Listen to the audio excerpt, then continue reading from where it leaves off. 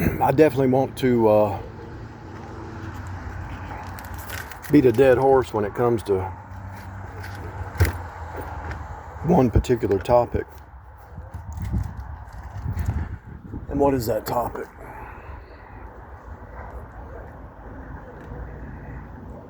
That topic is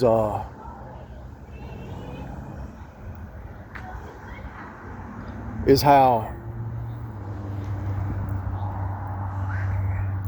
people try to project some identity on you and they don't even know you. And they're basing it on their experience and their knowledge or their life or whatever. And you're kind of like, they're looking at it also, most people, 90% of the people are looking at it from the natural, you know. They're not looking at life from the spiritual.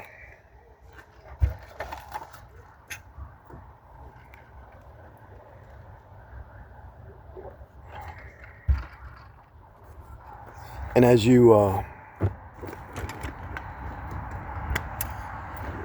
try to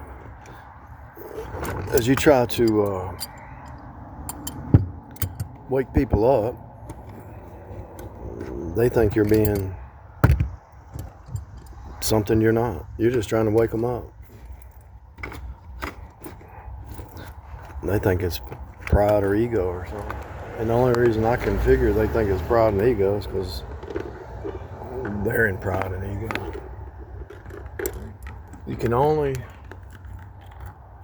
project what you are, right? What you know. If you clawed your way out of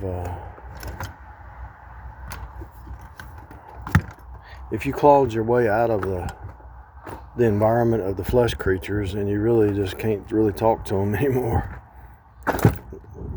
Because, I mean, you know what they're thinking, because they all say the same thing. The flesh creatures always say the same thing.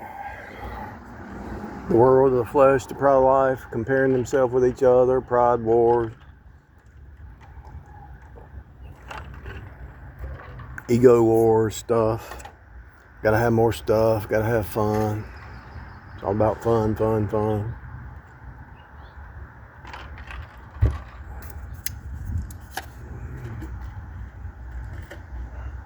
Worried about their clothes and their pocketbooks.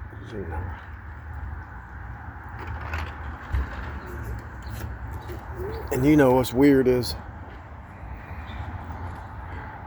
when you run across a Jezebel spirit, which is pretty much most reality, most people. When you run across a Jezebel spirit, it's kind of like it's like looking at a shapeshifter. They know what they're doing.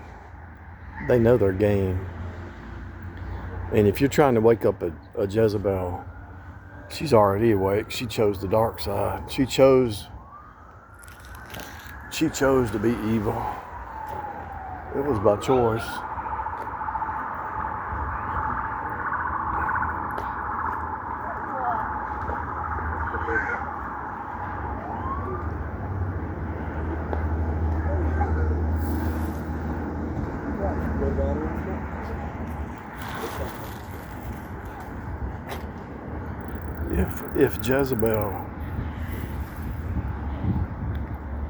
If Jezebel chose to be evil,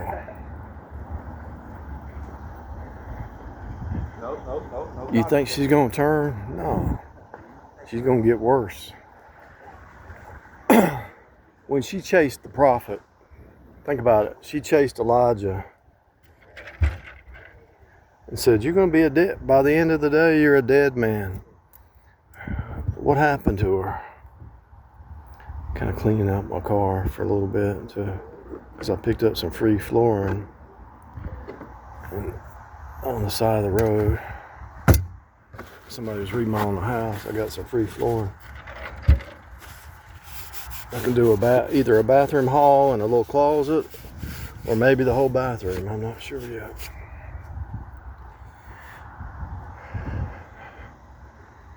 But when Jezebel made that decision to go evil, she knew people know the choice, you know. You either go here or you go there. It's a path. It's a choice.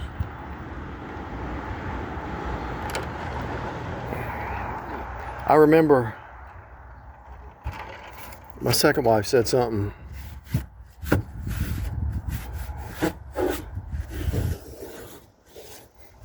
She said, I just live a simple life. I mean, that sounds good, right? That sounds really good, right? I just live a simple life. I just go to work and go home. Yeah, right, whatever. That was just a distraction to make you think that's the way she lived. But she had stuff going on. She had stuff going on. She had people and stuff going on that you're like, it was just a distraction. In other words, you're here in this little scenario, right? You, the wife, the kids, right? And she says, you call her out, something don't sound right, so you call her out on something. She says, I just live a simple life. I just go to work and go home, but over here she's got something else going on. And then she's got something else going on over here. She got something else going on over here. And she probably had something else going on over here, you know. My point is, they're master manipulators. They just say what they say. They future fake to try to get you distracted. That, oh, I just live a simple life. I'm not doing anything wrong. I'm just going to work and I'm going home. I'm not here with this one and this one and this one.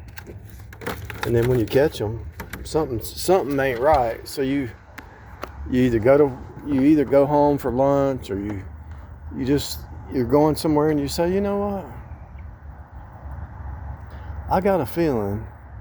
God will give you a feeling, right? I was going to a marriage, and I just had this gut feeling that something wasn't right. And I left. And I went back, and sure enough, she wasn't there. I drove over to a previous place where she lived, and sure enough, she was there. And I said, okay.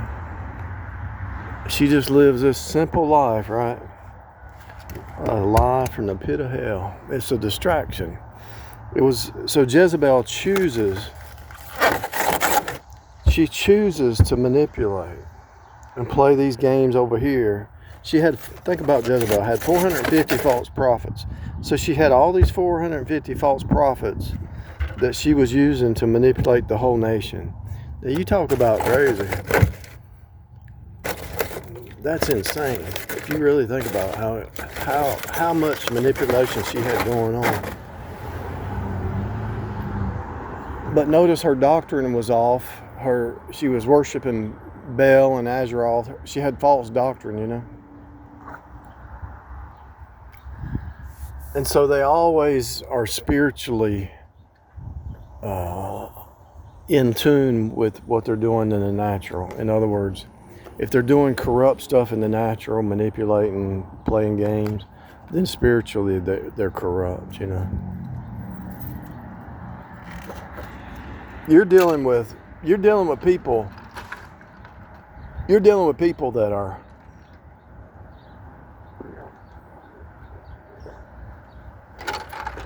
so corrupt, they'll get you killed. They will get you killed if you're not careful. And they'll be separated from it. So you're over here doing your thing. There's some ex you don't even know about. She's lying to, saying that you're this. And she's trying to get that ex so angry he kills you.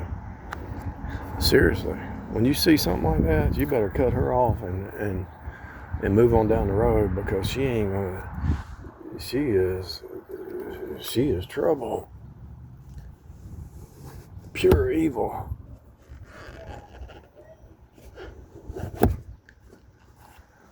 And it ain't no joke. They don't care if you get killed. That was their agenda to begin with, right? Jezebel says, everything that you see in the scripture is happening here. So Jezebel, if Elijah is telling the truth and exposing the fake reality bubble, it's a Genesis 3 fake reality bubble, and Elijah's exposing it with the truth, she has to take Elijah out because he's messing up her WandaVision bubble, you know. So she has to try to get him killed because he's messing up her fake reality. They create this fake reality and want you to believe it. It's a trip.